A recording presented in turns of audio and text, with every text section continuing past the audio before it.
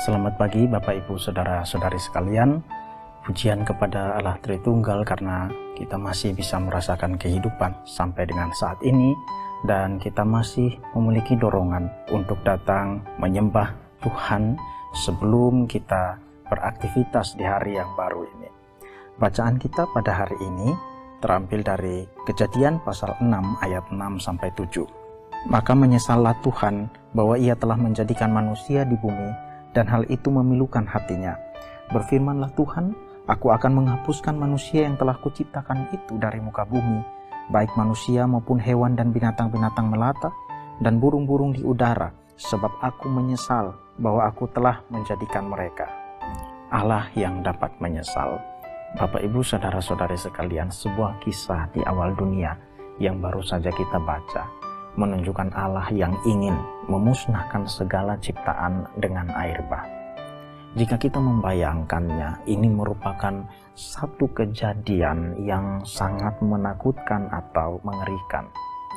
Daerah NTT dulu pernah dilanda badai seroja, dan itu merupakan satu kenangan yang menakutkan, yang mengerikan, banyak kepanikan, ketakutan, dan masing-masing berpikir bagaimana cara untuk menyelamatkan dirinya.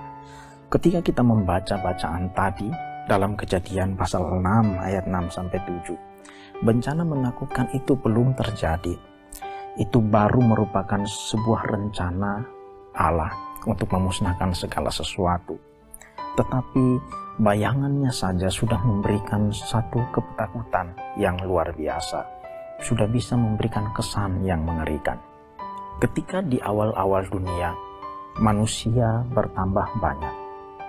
Manusia memiliki banyak pencapaian-pencapaian. Kita lihat di dalam Kejadian pasal 4, manusia memiliki banyak keturunan. Ada yang menjadi bapa orang yang diam dalam tenda. Ada yang menjadi bapa dari orang yang memainkan alat musik, dan banyak pencapaian-pencapaian lainnya. Allah membiarkan manusia berkembang dan bertambah banyak di muka bumi. Tetapi pada akhirnya tiba-tiba Allah menyatakan bahwa ia menyesal telah menjadikan segala sesuatu. Penyebabnya adalah ketika dia melihat dunia ini, dia melihat manusia, dan yang dia lihat adalah kejahatan semata-mata. Bahkan bukan sekedar kejahatan, Allah melihat dari surga kepada hati manusia, dan yang ia temukan, hati manusia hanya menghasilkan kejahatan. Lalu apa yang dilakukan oleh pencipta itu? Dia ingin memusnahkan segala sesuatu. Dia bersedih, dia berencana untuk menghancurkan semuanya. Tetapi di tengah-tengah kesedihan dan rencana itu, dia memberikan pengecualian kepada seseorang bernama Nuh. Nuh mendapat kasih karunia di mata Tuhan. Bapak, Ibu, Saudara-saudari sekalian, Allah berespon terhadap sikap-sikap kita. Bacaan kita pada hari ini menunjukkan bahwa apa yang terjadi pada diri kita dan pada lingkungan di sekitar kita merupakan respon Allah, reaksi Allah terhadap sikap-sikap kita. Allah bukan tidak berubah di dalam relasi. Sebaliknya Allah dalam relasinya dengan manusia, dia berelasi secara dinamis. Ia tidak berubah dalam kekudusannya. Dan ketika dia melihat kejahatan, dia menyesal, dia berduka, dia bersedih, dan ia mendatangkan hukuman atau pukulan atas orang-orang yang melakukan kejahatan atau kesalahan. Tetapi ia juga memberikan anugerah kepada orang-orang tertentu. Allah mungkin tidak akan segera mendatangkan hukuman itu. Dia membiarkan secara perlahan-lahan, tetapi pada waktunya nanti, dia tidak akan menahan hukuman itu dilaksanakan. Apa yang kita lihat dalam bacaan kita pada hari ini adalah hasil dari orang-orang yang ingin menjalani hidup sesuai keinginannya sendiri.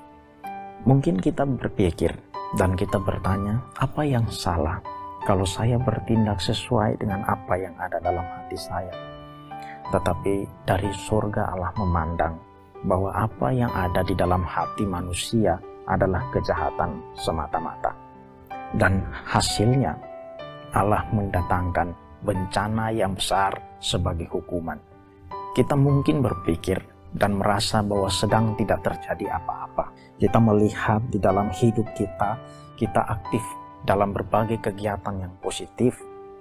Kita menemui mungkin naik turun di dalam kehidupan, tetapi meskipun ada naik turun, kita merasa ada pencapaian-pencapaian atau keberhasilan-keberhasilan yang kita dapatkan, yang kita peroleh. Bapak, Ibu, saudara-saudara sekalian, jangan-jangan Allah sedang membiarkan kita untuk sementara waktu. Yang Allah lihat adalah tindakan dan hati. Allah tidak hanya melihat hati, Allah melihat keduanya, tindakan dan hati. Prestasi itu baik, pencapaian itu bagus, tetapi yang terutama diperhatikan Allah adalah hati dan kehidupan dalam kebenaran. Bapak, Ibu, saudara-saudari sekalian, jika Allah membiarkan kita, maka kita perlu terus mengoreksi diri sebelum pada waktunya nanti Allah menyesal dan mendatangkan bencana hebat atas diri kita. Jika Ia memberi anugerah, kita perlu menyambut anugerah itu dengan hidup yang penuh dengan tanggung jawab. Kita dapat membaca selanjutnya, Nuh yang mendapat anugerah di mata Tuhan, hidup dalam penuh dengan ketaatan kepada Tuhan. Itulah hidup yang bertanggung jawab di dalam anugerah Tuhan.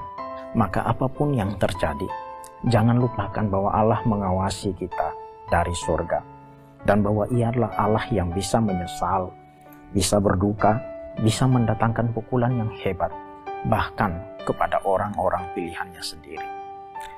Bapak, Ibu, saudara-saudari sekalian, sebagai orang Kristen kita mungkin berbangga karena kita memiliki anugerah Allah di dalam Yesus Kristus. Tetapi menjalani hidup dalam anugerah Allah bukan sebatas berbangga atas anugerah itu, tetapi menjalani hidup dengan penuh tanggung jawab, menjalani hidup dengan kesadaran bahwa Allah memperhatikan dari surga dan bahwa Allah dapat mendatangkan pukulan ketika kita bersalah.